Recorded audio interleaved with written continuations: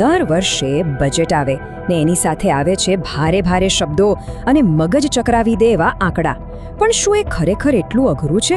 ચાલો ને આજે આખા વર્ષના આ સૌથી ચર્ચિત ડોક્યુમેન્ટને એકદમ સરળ ભાષામાં તોડીને સમજીએ. જેવું બજેટ બહાર આવે એટલે તરત જ ટીવી અને ન્યૂઝપેપરમાં હેડલાઇન્સ ચાલુ. મધ્યમ વર્ગને તો કંઈ મળ્યું જ નહીં, ખરું ને? અને આ બધી ચર્ચાઓની વચ્ચે આપણને એમ જ થાય કે ભાઈ આમાં આપણા કામનું શું છે? બધું ભેગું થઈને આપણને વધારે કન્ફ્યુઝ કરી દે છે. પણ શું કહેવું જો કોઈ એમ કહે કે દેશનું બજેટ સમજવું એ તો બસ આપણા પોતાના ઘરનું બજેટ સમજવા જેવું જ છે? હા, એટલું જ સિમ્પલ. આપણો આશય બસ એ જ છે કે આ આખો વિષય એટલો સરળ બનાવી દઈએ કે કોઈ પણ એને સમજી શકે અને એનાથી પણ વધુ જરૂરી એના પર સાચા સવાલો પૂછી શકે.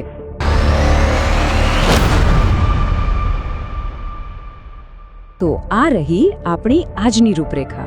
સૌથી પહેલાં જોઈશું કે દેશની તિજોરી એક પરિવારની તિજોરી જેવી કઈ રીતે છે. પછી બજેટ બનવાની આખી પ્રોસેસ, પરિપત્રથી લઈને સમારોહ સુધી. એ પણ સમજીશું કે રૂપિયો આવે છે ક્યાંથી અને જાય છે ક્યાં. સરકારના લાંબા ગાળાના પ્લાન્સ શું છે એના પર એક નજર કરીશું અને છેલ્લે એવા કેટલાક સવાલો પર વાત કરીશું જેનો જવાબ મળવો હજુ બાકી છે. ચાલો શરૂ કરીએ. તો ચાલો શરૂઆત કરીએ. બજેટને સમજવા માટેનો સૌથી સહેલો રસ્તો કયો ખબર છે? એને એક મોટા સંયુક્ત પરિવારના હિસાબ કિતાબ તરીકે જોવાનો. જરા કલ્પના કરો કે આપણો આખો દેશ એક મોટો જોઈન્ટ ફેમિલી છે. હવે આ પરિવારના જે કમાતા સભ્યો છે એટલે કે આપણે બધા, એ પોતાની કમાણીમાંથી થોડો હિસ્સો, જેને આપણે ટેક્સ કહીએ છીએ, એ ઘર ચલાવવા માટે આપે છે. પછી ઘરના બધા સભ્યો એટલે કે અલગ અલગ મંત્રાલયો ભેગા મળીને ચર્ચા કરે છે કે કોને શું જોઈએ છે. અને છેલ્લે પરિવારના વડા એટલે કે સરકાર નક્કી કરે છે કે કયો ખર્ચ પહેલા કરવો અને કયો પછી. બસ દેશનું બજેટ પણ બરાબર આ જ રીતે કામ કરે છે. પણ હા, અહીંયા એક બહુ મોટો ફરક છે. એક પરિવાર શું કરે? એ પોતાની ચાદર જોઈને પગ ફેલાવે, મતલબ કે આવક કરતાં વધુ ખર્ચ ન કરે. પણ સરકારનો મુખ્ય હેતુ નફો કમાવાનો નથી હોતો. એનો હેતુ છે લોકોનું કલ્યાણ કરવું, સારા રસ્તા બનાવવા, હોસ્પિટલ ચલાવવી, દેશની સુરક્ષા કરવી. અને આ બધું કરવા માટે સરકારનો ખર્ચ એની આવક કરતાં ઘણીવાર વધી જાય છે. અને આને જ કહેવાય ખાધવાળું બજેટ અથવા ડેફિસિટ બજેટ. અને આ તફાવત એટલે કે આ ખાધ કોઈ નાની સૂની રકમ નથી.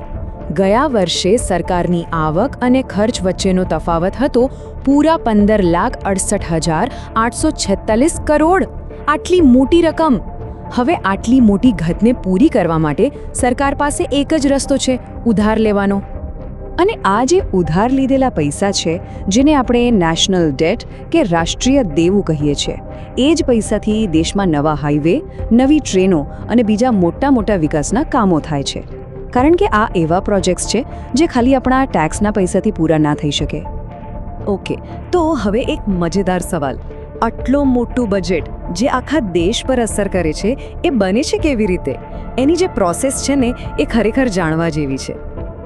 જુઓ, આ કોઈ 1-2 દિવસનું કામ નથી. આખી પ્રોસેસ મહિનાઓ પહેલાં શરૂ થઈ જાય છે. સપ્ટેમ્બરમાં નાણાં મંત્રાલય બધા મંત્રાલયોને એક સર્ક્યુલર મોકલીને કહે છે કે ભાઈ, તમારા આવતા વર્ષના ખર્ચાનું પ્લાનિંગ શરૂ કરી દો.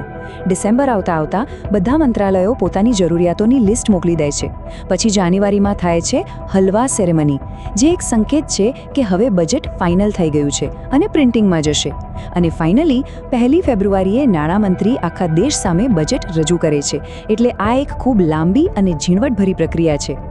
તો પ્રોસેસ તો સમજાઈ ગઈ, પણ હવે સૌથી અગત્યનો સવાલ, પૈસા આવે છે ક્યાંથી અને જાય છે ક્યાં? ચાલો હવે સીધા આંકડાઓ પર જઈએ અને રૂપિયાની આખી જર્નીને ટ્રેક કરીએ. આ ચાર્ટ જુઓ, આ બધું એકદમ ક્લિયર કરી દે છે. સરકાર પાસે જે દરેક રૂપિયો આવે છે એમાંથી લગભગ 24 પૈસા તો સીધા ઉધારમાંથી જ આવે છે. વિચાર કરો, એ પછી આવે છે ઇન્કમ ટેક્સ અને કંપનીઓ પર લાગતો કોર્પોરેશન ટેક્સ. આના પરથી એક વાત તો પાક્કી છે કે દેશ ચલાવવા માટે ઉધાર લેવું એ કેટલું મોટું અને અનિવાર્ય પાસું છે. હવે વાત કરીએ ખર્ચની, એટલે કે પૈસા જાય છે ક્યાં? તો સૌથી મોટો હિસ્સો જાય છે નાણાં મંત્રાલયને, જે જૂના દેવાનું વ્યાજ ચૂકવવા અને રાજ્યોને તેમનો હિસ્સો આપવા જેવા કામો કરે છે. એના પછી બીજા નંબરે આવે છે આપણું સંરક્ષણ મંત્રાલય, દેશની સુરક્ષા માટે. અને ત્રીજા નંબરે છે રોડ ટ્રાન્સપોર્ટ, જે નવા રસ્તા અને હાઈવે બનાવે છે. આ 3 ખર્ચાઓ પરથી જ સરકારની પ્રાથમિકતાઓનો અંદાજ આવી જાય છે. સોર્સ પ્રમાણે આ વખતનું બજેટ ટૂંકા ગાળાની રાહત આપવા પર ઓછું અને લાંબા ગાળાના વિકાસનો પાયો નાખવા પર વધુ કેન્દ્રિત છે. એમ કહી શકાય કે સરકારની નજર આવનારા ઘણા વર્ષો પર છે. અને આ જે લાંબા ગાળાની દ્રષ્ટિ છે એ કેટલાક મોટા પ્રોજેક્ટ્સમાં સાફ દેખાય છે, જેમ કે કાપડ ઉદ્યોગ માટે નેશનલ ફાઇબર સ્કીમ, દેશમાં હાઈ સ્પીડ ટ્રેનોનું નેટવર્ક ઊભું કરવું, મેડિકલ ટુરિઝમને પ્રોત્સાહન આપવું અને ખાસ કરીને ઉત્તર પૂર્વ ભારતમાં ટુરિઝમને વેગ આપવો. આ બધા પ્રોજેક્ટ્સનો હેતુ દેશના ઇન્ફ્રાસ્ટ્રક્ચરને એક નવા લેવલ પર લઈ જવાનો છે. સારું, તો બજેટમાં શું શું છે એ તો આપણે સમજ્યો, પણ એ માત્ર અડધી વાત છે. એક જાગૃત નાગરિક તરીકે આપણે એ પણ જોવું રહ્યું કે બજેટમાં શું નથી અને જે છે એ કેટલું તાર્કિક છે. તો ચાલો હવે આ બજેટનું થોડું ક્રિટિકલ એનાલિસિસ કરીએ. આ એનાલિસિસ કરતાં પહેલાં એક ખૂબ જ જરૂરી કોન્સેપ્ટ સમજી લઈએ: કેપિટલ ખર્ચ અને રેવન્યુ ખર્ચ. સાવ સાદી ભાષામાં કેપિટલ ખર્ચ એટલે એવો ખર્ચ જેનાથી દેશ માટે કોઈ લાંબા ગાળાની એસેટ એટલે કે સંપત્તિ બને, જેમ કે નવી હોસ્પિટલ કે નવો રોડ બનાવવો. બીજી બાજુ રેવન્યુ ખર્ચ એટલે રોજિંદા ખર્ચા, જેમ કે સરકારી કર્મચારીઓનો પગાર. દેશના સાચા વિકાસ માટે કેપિટલ ખર્ચ વધે એ ખૂબ જ જરૂરી છે. ચાલો આ કોન્સેપ્ટ બરાબર સમજાયો કે નહીં એ ચેક કરવા માટે એક નાનકડી ક્વિઝ રમીએ. તૈયાર? ઓકે, તો સ્ક્રીન પર કેટલાક સરકારી ખર્ચા છે.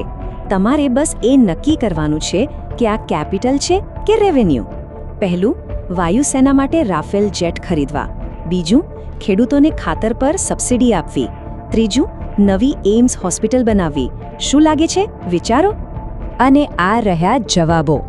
જો રાફેલ જેટ, નવી હોસ્પિટલ અને રેલવે સિગ્નલિંગ સિસ્ટમ આ બધા કેપિટલ ખર્ચ છે. કેમ? કારણ કે આનાથી દેશ માટે લાંબા ગાળાની સંપત્તિ ઊભી થાય છે, જ્યારે સબસિડી અને પગાર એ રેવન્યુ ખર્ચ છે. આ ભેદ સમજવો એટલા માટે જરૂરી છે કારણ કે એનાથી ખબર પડે છે કે સરકાર ભવિષ્યના નિર્માણ પર કેટલું રોકાણ કરી રહી છે. હવે ફંડિંગની ફાળવણી પર પણ સોર્સ એક બહુ રસપ્રદ મુદ્દો ઉઠાવે છે. એક તરફ છે ઇસરો, જે આપણા દેશના ભવિષ્યનો એક સૌથી મહત્વપૂર્ણ ઉદ્યોગ છે. તેને મળ્યા છે 13,000 કરોડ રૂપિયા.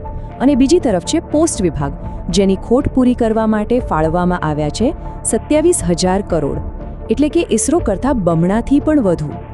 આ આંકડા સરકારની પ્રાથમિકતાઓ વિશે એક મોટી ચર્ચાને જન્મ આપે છે. સોર્સમાં બીજી પણ કેટલીક બાબતો પર ધ્યાન દોરવામાં આવ્યું છે, જેમ કે ડોલર સામે રૂપિયો નબળો પડી રહ્યો છે, પણ બજેટમાં એની કોઈ ખાસ ચર્ચા નથી. હજારો કિલોમીટરના હાઈવે બની રહ્યા છે, પણ ડ્રાઈવર એજ્યુકેશન માટે કોઈ ફંડ નથી.